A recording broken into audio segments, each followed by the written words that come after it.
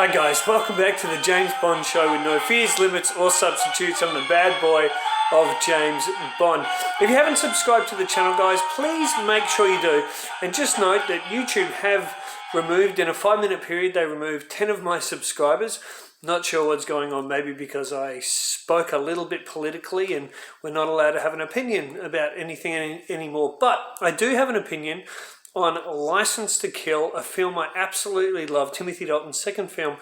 And this is a scene that I think more and more of you, over any other scene, have asked me to dissect. Since I'm a former filmmaker, this is Dissecting the Directing with Bond meets Sanchez scene. So we're going to start off, hopefully we don't get too much glare here, but we're going to start off with Pam Bouvier, played by Kerry Lowell. I'm going to start the scene with her, and then we're going to go into the problem eliminator scene, as a lot of us call it. Let's have a look. So obviously we start here. John Glenn's taking us from a wide angle into the next scene, and he's using just a little bit of comedy here as Pam drinks the famous martini, which I think is a nice touch. We've gone from a little humour straight to a wide angle shot, which this scene is primarily filmed in, even though it's filmed in across 2 rooms. So we've gone from a little comedic moment straight to one of the goons here having a gun to Bond's head. So it's a nice juxtaposition, I like it.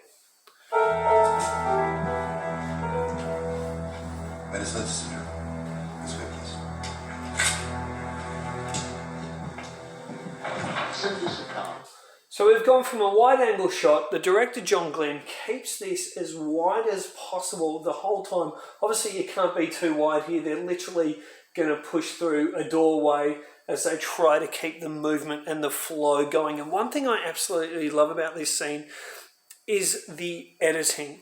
The editing almost on every section of this scene is it's perfect. Probably like you would say, it's pristine. It is so perfect. The timing on everything.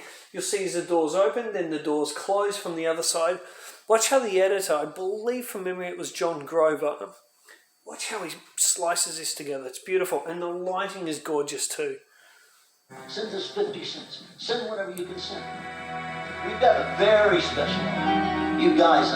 Now you'll notice straight up here, what I've noticed straight away is the villain. So we've got Sanchez here, okay? And yes, guys, because I've got a new phone, all the left and right is corrected now. So anything I talk about is what you're going to see, is what I'm seeing. So it's all perfect now. So we've got Sanchez here on left of frame, Bond here on right of frame. And the way John Glenn blocks this entire scene, he keeps that all the time. There, with your beer and your popcorn. Un momento, por favor. This is almost over. Now, the line there that Sanchez said, which is really clever scripting, he said, "This is almost over."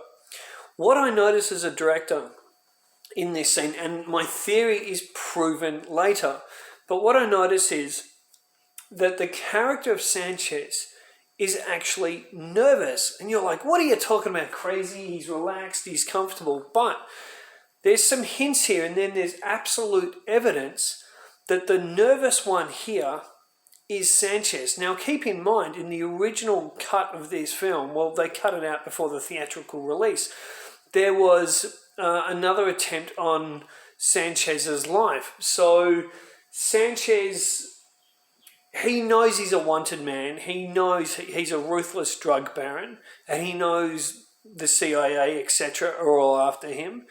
So he's putting on bravado here, but there's a few little hints and secrets that he's nervous. Now, he tries to play the cool cat by saying this will be over in a moment, which also, as far as the script and movement within the scene, it gives Bond a little bit of time to do this.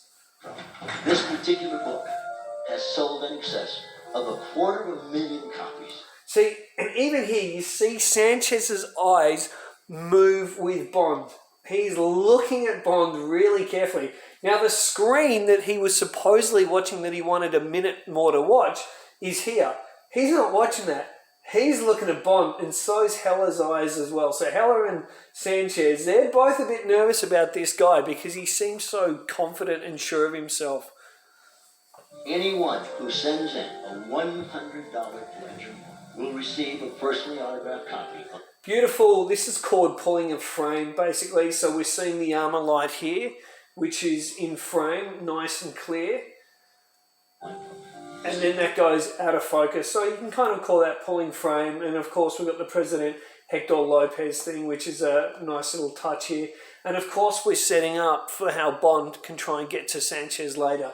So far, it's such clever directing by director John Glenn. Lovely view. Power revealed. It's a 49.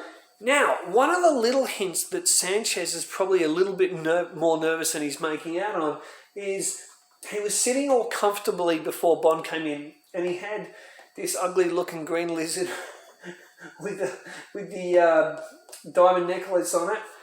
Had that on him. Now he's put it down. He's put it down because this is a little clue that the director's giving us that even Sanchez is not the calm cat he makes out to be. He's a bit nervous. He's putting is it iguana? He's putting the iguana down. I'm not a veterinarian. He's putting the iguana down because it's go time. It's business time. 25 value. And you get it absolutely free. Bond. Start reading. James Bond. Now on this also, this can be seen as though there's a bit of nervousness here, but what also it shows, or what it can show, and primarily it probably does show, is that obviously Franz Sanchez doesn't know Bond. Hell is in the middle. He's doing what a real bodyguard should do. But the way Bond puts his hand across here, I love the way that Sanchez gives him nothing. He gives him donuts. Absolutely nothing here. Out of the entire scene, and I'm not saying I would go with it, but in the edit, personally myself, I would definitely have loved to have seen what this just looked like completely played out in this wide angle shot. And we've still got Lupe's character here, nice and wide, not close up like the directors do today. But I would have liked to see how this play out in close up to see the full extent of how Sanchez treats Bond, because as you know, after this line, Bond, James Bond, it cuts straight to Hella with the line of... Sit. Please. Now you can just see it cut so quickly, but as it cuts, Sanchez isn't looking at Bond anymore. He's turned away from him. So I would have loved to see how that played out without the cut, but I can understand. And you know what? Honestly, I probably would have gone with that cut anyway. We'll go back to it for 2 secs, because it basically says to Bond, you've got to mind your place. You're the newbie in town. You just sit here for the moment. Absolutely free. Bond. Start reading. James Bond. Sit. So I think that close-up probably had to happen, even though I think it would have been interesting from a point of view on Sanchez's body language to see it more in a wide. But I guess with this we get best of both worlds. We need you. Bless your hearts. And there's no cutting for now. We're just in this scene here, and then we're going to cut into a scene, into characters in a moment. Keeps it wide angle there looking on. This is definitely filmed with a wide angle lens, even though you would call this a medium. As far as a character profile, I would call this a medium shot to a medium wide. But it's definitely, as far as the actual lens, my gut is John Glenn has said to his cinematographer, let's keep this on a wide angle lens for the scene. Well-travelled man. Now, of course, again, we've still got Sanchez. He's not full left of frame because they're trying to, keep a calmness and a coolness about him. Like, he's not the big bad guy. Like, he's almost, this is showing his personal side. But he's still technically left of frame, slightly centre, but looking left of centre, but looking off to the right, keeping the good guy on the right of frame, which is, it's a famous trick. You did all right at the tables tonight. I had the feeling my luck was about to change.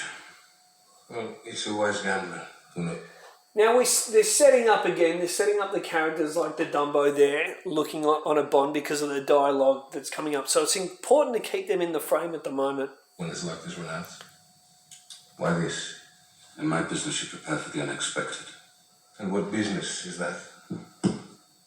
I help people with problems. Problem solver. I'm more of a problem eliminator.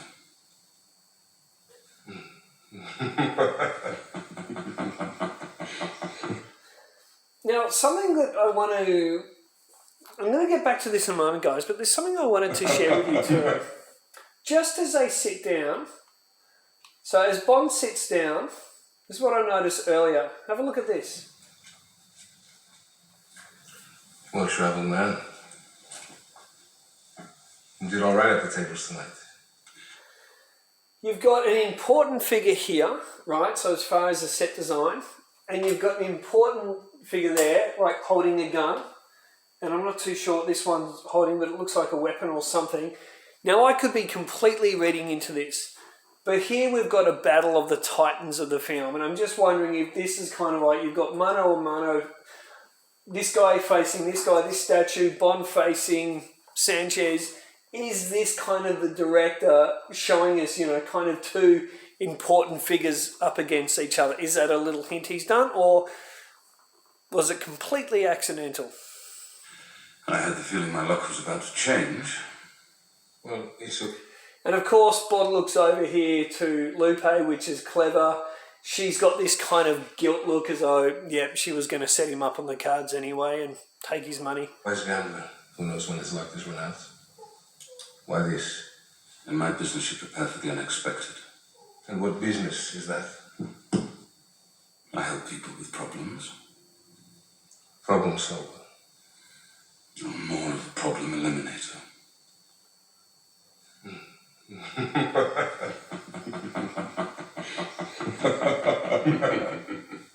I love the way now that Lupe leaves. She's had enough of this. This is basically like her watching a boys' pissing contest or a cockfight.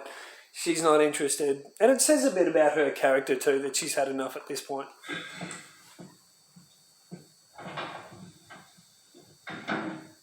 Now things get serious and there's a little bit of nervous tension. He's trying to be cool, but notice how he moves the drink and he doesn't even need to. I know you're here on business. Because he doesn't No, drink it. temporarily unemployed. And in opposite, you can see there is a bit of tension in Sanchez, but in opposite, Bond even slouches back a bit on the chair, so I like that. I thought I might find work here.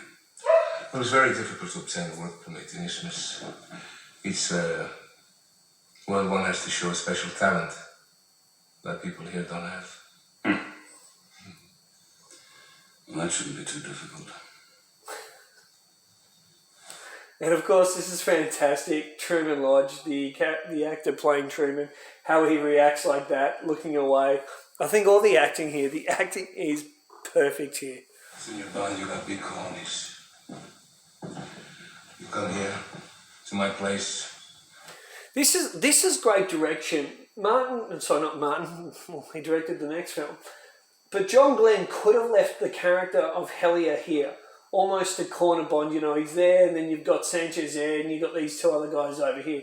Not that Truman Lodge is a threat, but I love the way he's got both Sanchez and Heller in unison moving right to him, and Heller doesn't take his eyes off Bond at all. I like that. So it's really putting the pressure in, and as they do it, the frame closes in. Naturally, not with it moving the actual frame, but the frame closes in on Bond by way of the characters moving towards him. So it's really, really clever. Without references carrying a piece. So now, and of course, the director's gone a little tighter because we've got Sanchez here. John Glenn has still kept the wide angle here, but he's blocked it off and he's tightened Bond in. He's trapped Bond in a tense moment because this is basically where Bond's life, potential freedom is threatened by Sanchez. But he hasn't gone and blotted in the angle of it, and he hasn't gone into a cheap close-up. From his era, he hated close-ups just as mentors of his in the Bond film game, like Terence Young, hated close-ups as well. Throwing around a lot of money. But you should know something. Nobody saw you come in. So nobody has to see you go out. Senor Sanchez, I could be very useful to a man in your position. And I understand you have a reputation for rewarding loyalty. Very well. Cut straight out, back to the wide angle, we're in wide, and now this is of course totally suitable because the tension's come off a bit, and we see straight away with this camera angle, even before Sanchez says anything, that he's going to let Bond walk out of here alive. I'll keep this for a few days. We'll talk again. And you won't need a gun in Christmas. Now again, the old little tap on the shoulder, that's Sanchez playing cool, like he's in control. But all that's going to be flipped on its side in a moment when you see the evidence that the director gives us, and of course Robert Darby as Sanchez gives us in his performance, and he was not so calm the whole time. Very safe city. In the meantime, I welcome you to the casino at all times. I love the way Bond says nothing here. It's great scripting, great direction, and he just looks him right in the eye. And again, he's still trying to be the calm guy.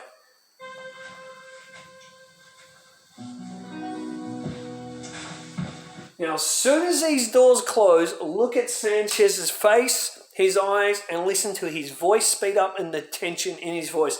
This is a big clue that through this entire thing, he was kind of shitting bricks about who is this guy. He was very unsettled by him, but through great performance and acting, he was pretending he was calm and cool. And the camera, the frame just pushes in close. He's looking to his left, he's looking to his right, he's unsure, he's nervous. Check him out. And so, of course, straight away then he says, check him out. Let's have another look.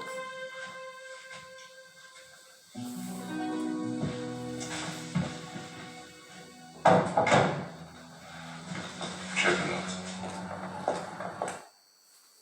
Well, guys, what do you think of that? So that is Dissecting the Directing for the Problem Eliminator scene. Before I sign off on it, though, what I want to say is I think this is a film that could never have worked, let alone a scene. It's a scene and a film that could not have worked with Pierce Brosnan in the role.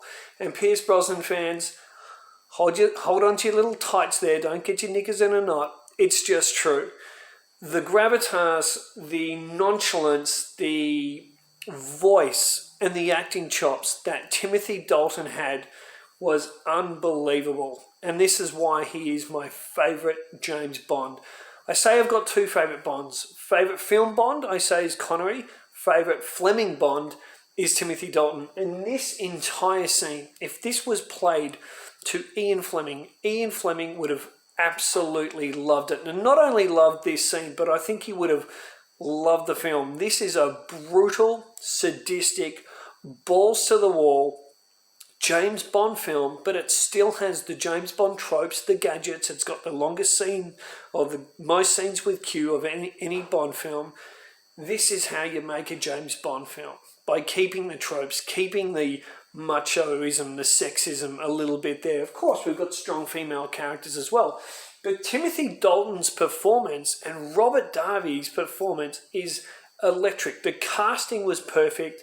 And around that, the costuming, the lighting, the cutting, the direction. This is basically what we just saw is a flawless scene. I'd love to know what you guys thought of this Dissecting the Directing. Do you think I got it right? Did I open up a few things to you never saw before? Did I miss something? Have you seen something that maybe I haven't seen? Also, please leave in the comment section the next scene you'd love me to dissect. I can tell you though, I am going to do another Pierce Brosnan film. I am going to do Die Another Day. I always do great scenes, right? I have decided that I am going to do a bad scene. I'm going to dissect a very bad scene. So it's going to be a scene from Die Another Day, and that will be coming up next. And I'll give you a clue. It involves Jinx meeting Bond. And that's a mouthful. Till next time, guys, keep on bonding. Say hi to your mum for me, and take the vaccine. See ya.